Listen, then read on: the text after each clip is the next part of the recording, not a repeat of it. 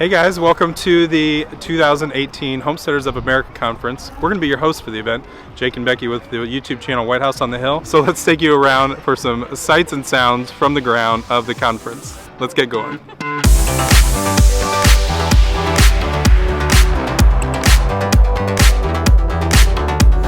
All right guys, we're here at the 2018 Homesteaders of America Conference with the founder of the conference and the organization Homesteaders of America, Amy Fuel. So tell us about this conference. What do we have to look forward to this year?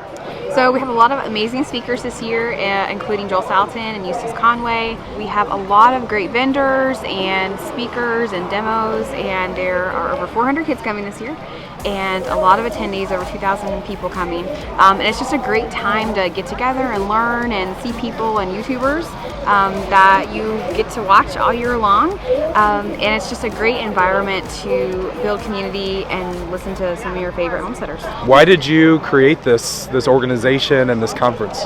So it kind of happened off the whim. A friend of mine actually said, hey, you should start a homesteading conference. And we only live on a half acre here in Virginia, and there's lots of stuff that I wanted to do. I believe in education comes first, and then as you grow and expand, that's great. But we found that there wasn't a lot of education out there for homesteading. Last year was our first year. We held it in Warren, Virginia. We had about 1,200 people come last year. And this year is our first two-day event, and we have over 2,000 people, and 400 of those are kids, which is amazing. So we're investing into future generations and our current generation. It's just a great way to provide people with skills and information that is kind of a generation removed from us. So we're kind of having to start all over again, and it's been really fun learning with a great group of community and just friendship.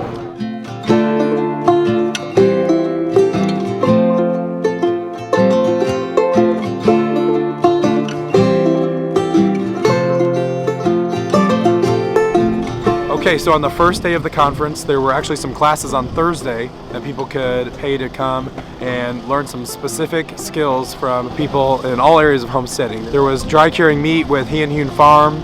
There was blacksmithing basics with Josh Langfit. There was a whole meat rabbit class showing how to process them, how to prepare them with Jeremy Chambers from Independence Acres. There was bath and pressure canning with Ann with Farm Girl in the Making. There was homestead yarn with Janet from Timber Creek Farm and Patty from Budding Creek. And lastly, there was a trapping class with Jason here from Big Bear Homestead. What did you talk about in your trapping class? We talked about predator control. We went over all of the different predators that any homesteader on any given day could have an encounter with. Whether we were talking about mice and rats, raptors, snakes, bears, coyotes, foxes, and of course the most common ones, which is the possum and the raccoon. We went over basic biology, and then we went over choosing the right tool for the right job when it comes to the traps. And then we also talked about a lot of deterrence and a lot of preventative measures that homesteaders can do, so that way they don't really have to. Eventually you're going to encounter a predator, but if you do some of these preventative measures that we talked about in the class, the chances of it being a reoccurring thing like slim to none. Those classes that you guys taught, is there value in that? Should people look to attend those next year? Oh, absolutely. Any class that was taught this year, there is definitely value in every one of the classes. All of these skills that were taught throughout the class, whether it was the rabbit butchering class, knowledge is power. So with the rabbit butchering class, you may be raising rabbits and you were butchering them, and you may have been losing a little bit of meat due to the way that you were butchering it. You listened to him and found the right way to butcher it. Now you're able to harvest more meat from the animal that you raised. And then with the canning class, to be able to preserve your harvest so it lasts longer, those type of classes are priceless. You can't really put a value on that type of information.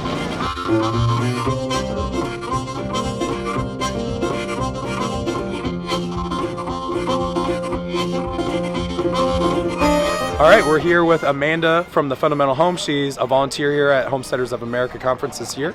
And we want to talk about the vendors. The vendors are a big part of this event. What do the vendors mean to this conference? Well, the vendors are here just in a wonderful support role.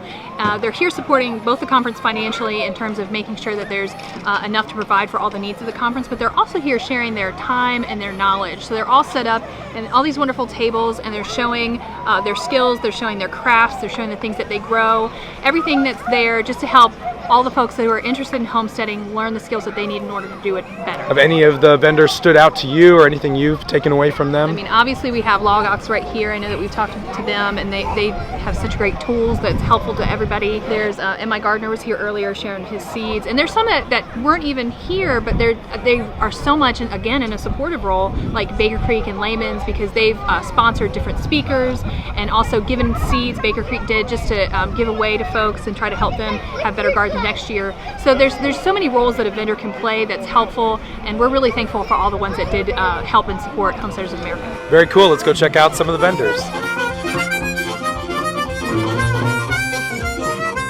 Hey guys, we are here with Joe with Premier One, and we wanted to learn more about this fencing. You guys are one of the main sponsors here at the Homesteaders of America conference. We really appreciate that. And just wanted to let people know about your product, what you guys provide.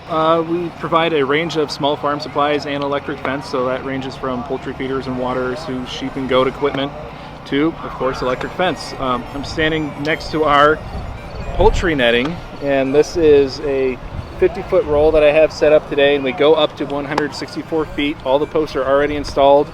It shows up to your door as a nice tidy bundle. So you just open up the bag, untie the ties, and put your end post into the ground and just go on from there. All right, we're here with Austin with Log Ox, one of the main sponsors for the Homesteaders of America conference. And thank you guys for being one of the sponsors. Yeah, thanks, Jake. Appreciate it. And can you guys show us your products, how they work? Yeah, absolutely. So this right here, I'm holding in my hand, is the base of the Log Ox 3-in-1 forestry multi-tool. And what this allows you to do is, instead of bending over, picking up a log round, putting it onto your splitter, hurting your back, putting a lot of strain on it, what it allows you to do, and I'll show you real quick, drop it over the log like this by your side, lift up. The weight of the log actually keeps it engaged. Put it onto your splitter right here, pick it up, holster it, and now I'm free to operate my splitter. I can operate my splitter, grab another piece. I can even pick up small split pieces with it if I want to, put a couple under my arm, and save myself a trip.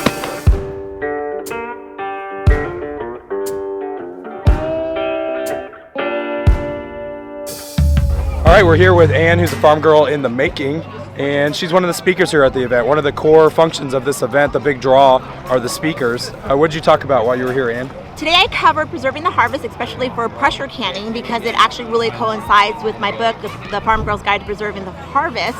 And we covered all the basic needs for anybody that had questions in regards to how to utilize a pressure canner and what can and cannot be pressure canned and how long it could be kept for. Who were some of the speakers that were here? What kind of things did they talk about? What stood out to you? You know, outside of the keynote speakers, who are obviously, you know, the ones that were on the big center stage, there's a bunch of other speakers that were here as well too. Speakers that help to guide you along your journey into homesteading and farmsteading. There was soap making, fermenting, pressure canning, how to tie fiber into with natural elements found around you. On top of that, how to prevent predators, for example. Every speaker here contributed to the community and brought an aspect of something that everybody needs to know along every single journey of homesteading. So let's go see what some of the speakers are talking about.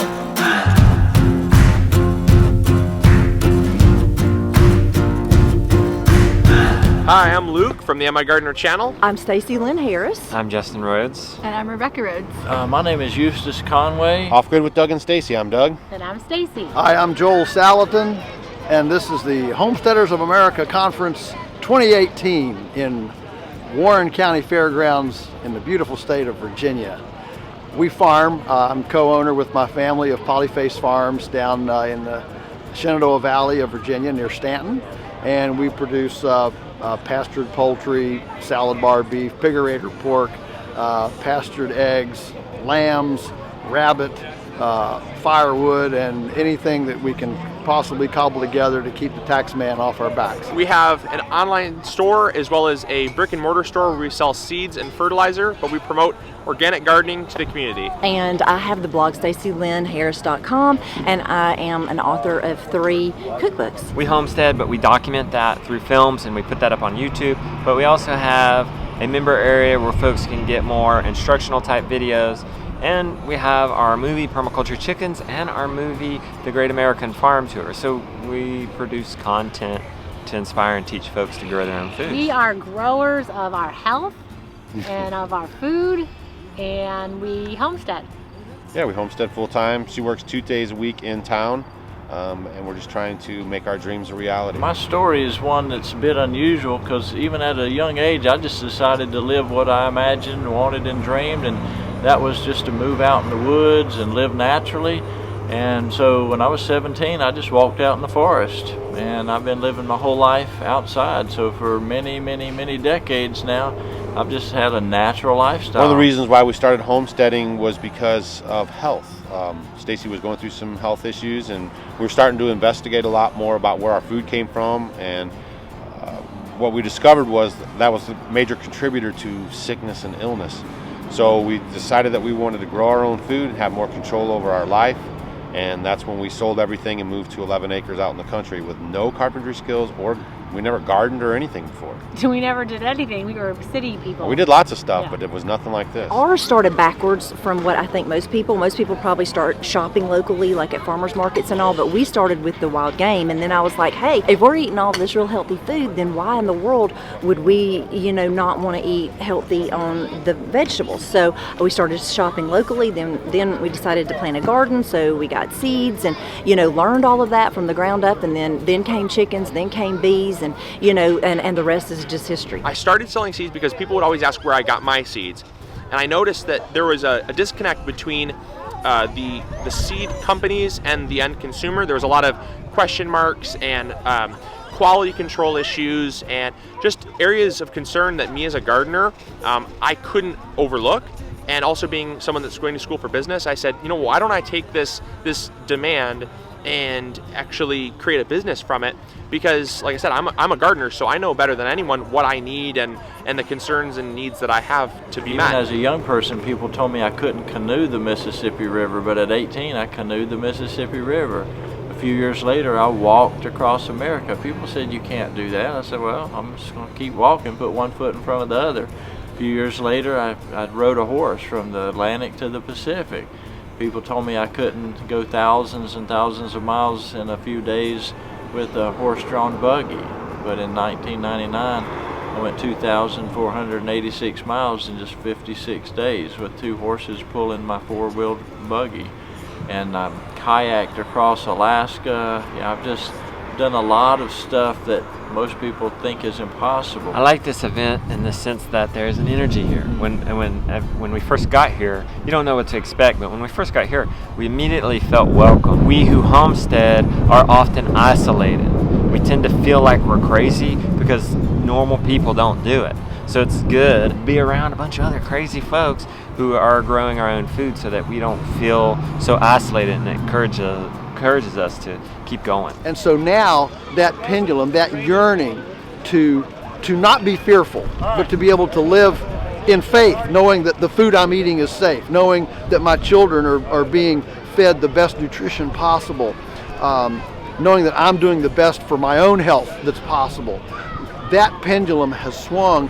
People are now yearning to, I don't want to be living in fear. I want to be living in faith because I know something. I know about what's going on. And so a shindig like this is where the tribe assembles that is promoting and encouraging people. It's the cheerleader tribe for reconnecting with these foundations of life. So if you missed this year's event, you didn't miss much. You only missed the fairgrounds, the founder, canning, quail, yarn, woodworking, pig butchering, fun for kids, information, face paintings, cooking classes, memories, firewood, food trucks, meet and greets, blacksmithing, YouTubers, learning, Pratt Family Kids, Justin Rhodes, Emma Gardner, Stacy Lynn, Doug and Stacy, Eustace Conway, and Joel Saladson. Woo! You better come next year.